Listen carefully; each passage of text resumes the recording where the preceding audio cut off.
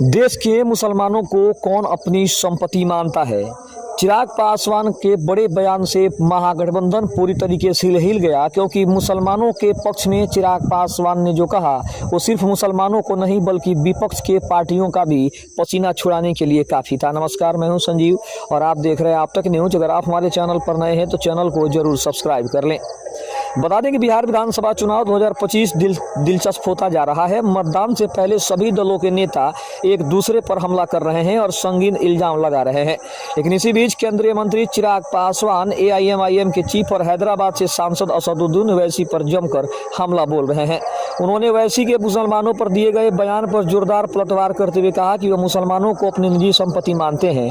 वह बिहार में आकर धर्म के आधार पर बांटने की राजनीति करके डर पैदा कर रहे हैं। बिहार विधानसभा चुनाव 2025 को लेकर असदुद्दीन ओवैसी ने कई चुनावी सभाओं को संबोधित किया है। उन्होंने संबोधन में कहा है कि अगर 3% वाला उप मुख्यमंत्री बन सकता है तो 17% वाला मुसलमान समाज से उप मुख्यमंत्री क्यों नहीं बन सकता। उन्होंने मुस्लिम समाज से अपील की कि वे अपने नेतृत्व की क्षमता खुद विकसित करें। ओवैसी के इस बयान पर चिराग पासवान ने कहा कि इन लोगों ने मुसलमानों को अपनी निजी संपत्ति समझ लिया है। वे किस अधिकार से कह रहे हैं कि मुसलमानों को किसे वोट देना चाहिए या किसे नहीं देना चाहिए।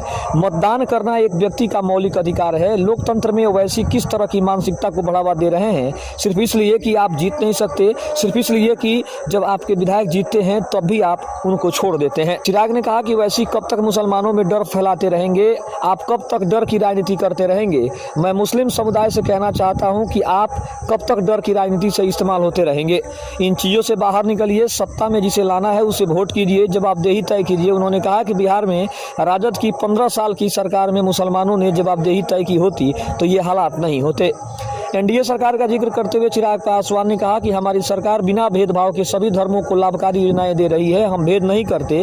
सरकार की लाभकारी योजनाओं का लाभ मुसलमानों को भी मिल रहा है, लेकिन ओवैसी की सिर्फ धर्म के नाम पर बांटने की राजनीति प्रदेश के लिए सही नहीं है। वे हमारे देश प्रदेश को किस कगार पर ले जाना चाह रहे हैं। हमारा मंत्र विकास की बात करता है। मैं खुद बिहार फर्स्ट, बिहारी फर्स्ट की बात करता हूँ, लेकिन ये लोग जब भी आते हैं तो मुसलमानों को अपनी प्रॉपर्टी समझते हैं और ये लोग चाहते हैं कि जब जिससे कहें, जहां कहें वहां वो वोट करें, हम जिसके साथ कहें उसके साथ वो खड़े हो जाएं।